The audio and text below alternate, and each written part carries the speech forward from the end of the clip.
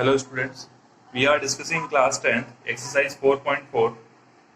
तो इसमें हमने question number first previous video में किया है, क्वेश्चन नंबर 2 अब हम सॉल्व करेंगे। Question number 2 is find the values of k for each of the following quadratic equations so that they have two equal roots.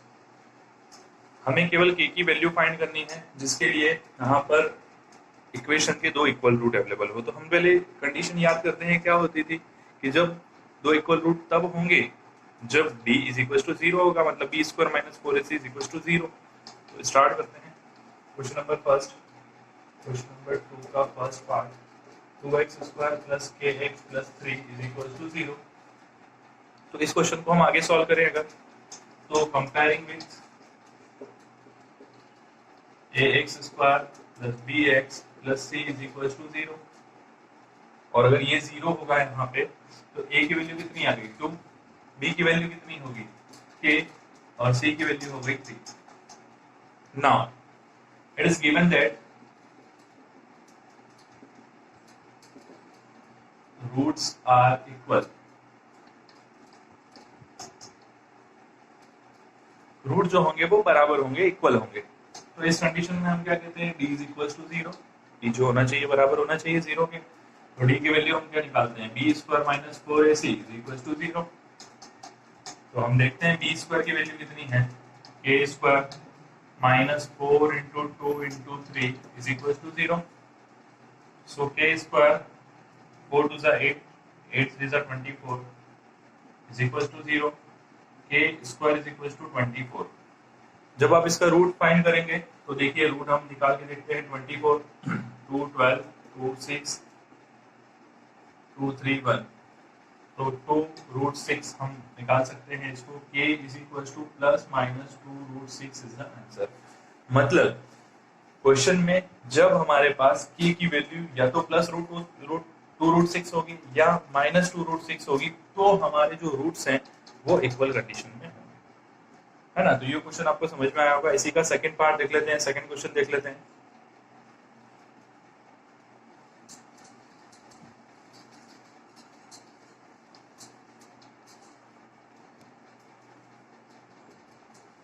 अब इस क्वेश्चन में क्या है, similar kx x minus 2 plus 6 is equal to 0। तो देखिए इसको हम standard equation से कंपेयर करने से पहले मल्टीप्लाई कर लें।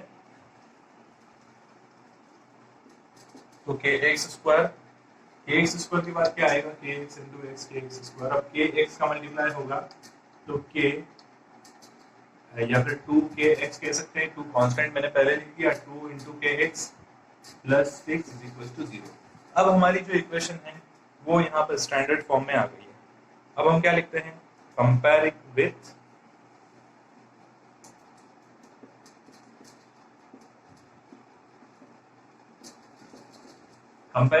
x square plus bx plus c is equal to 0। तो जब हमने ये किया तो a की वैल्यू हमारे पास आई k, b की वैल्यू आई माइनस 2k और c की वैल्यू आई 6, राइट। तो जब हमारे पास ये वैल्यूज आ गई तो हम क्या करें, तो हम आगे करते हैं कि हमें कंडीशन दिया है कि इक्वल रूट होना चाहिए। फर्स्ट क्वेश्चन में हमने रीड किया था, सेकंड क्वेश्चन के दोनों पार्ट सेम तरह से करना है हमें। तो it is given that roots are equal. Root जो है वो इक्वल है। तो इसकी सिचुएशन क्या होती है, d is equal to 0। Sir ये नेचर ऑफ रूट्स कहलाते हैं, है ना। हमने बोला था कि ये जो नेचर है रूट का वो d is equal to equal होगा कब, जब d इज इक्वल टू 0 होगा। तो d की वैल्यू देखिए हमने, d की वैल्यू है कितनी, तो d की वैल्यू के लिए हम रखते हैं b square minus 4ac is equal to 0।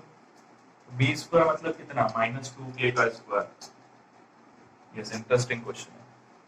Minus 4 into a की वैल्यू अगेन k और c 6 इज इक्वल टू 0।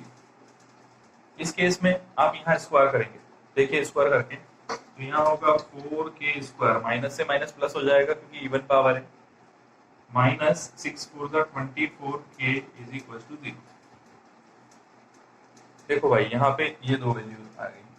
अब इस इक्वेशन को, ये हमारे पास हो गई वापस क्वाड्रेटिक इक्वेशन। देखिए a स्क्वायर, ये सॉल्व कर लेते हैं। देखते हैं इन दोनों में से हमारे पास 4k² minus 24k is equal to 0। अब आप देखिए इन दोनों में से कॉमन क्या दिख रहा है, ये तो कॉमन है, साथ में 4 जो है वो 24 का फैक्टर है। यस, तो हम यहाँ देखते हैं 4k कॉमन लिया हमने, तो यहाँ बच गया k माइनस 6 4 24, इसलिए मैंने 6 यहाँ रख दिया। तो either 4k is equal to 0 और k minus 6 is equal to 0, right. तो k इज इक्वल टू 0, तो यहाँ k इज इक्वल टू 0 ही हो जाएगा। 4 अगर 0 के अपॉन में जाएगा भी सही तो वैल्यू होगी 0, तो k is equal to 0 first condition, और सेकंड कंडीशन हो गई k इज इक्वल टू 6। तो ये दो आंसर्स हमारे पास आ गए कि k अगर 0 होगा तो भी इक्वल रूट होंगे और k अगर 6 होगा तो भी इक्वल रूट होंगे। पर अब आप सोचो क्या k 0 हो सकता है? नहीं हो सकता। क्यों नहीं हो सकता? देखिए ऊपर यहाँ पर k 0, तो अगर ये k 0 हुआ तो क्या ये इक्वेशन हमारी क्वाड्रेटिक इक्वेशन बचेगी? नॉट। क्यों? क्योंकि x² 0 हो गया और हमने पहले ही बोला है कि सर a की वैल्यू हमारे पास 0 नहीं होनी चाहिए। हमने फर्स्ट वीडियो लेक्चर में देखा था कि a does not equals to 0 in any condition। अगर a equals to 0 हो जाता है तो हमारी क्वाड्रेटिक इक्वेशन ही नहीं रहती है, राइट। तो finally the answer will be k is equals to 6, है ना, according to the situation. I hope ये क्वेश्चन आपको अब अच्छे से समझ में आ गया है और अब आप कर पाएंगे इस टाइप के क्वेश्चन सेकंड सिचुएशन भी अगर कोई और दी जाती है आपको तो। Thank you, have a nice day.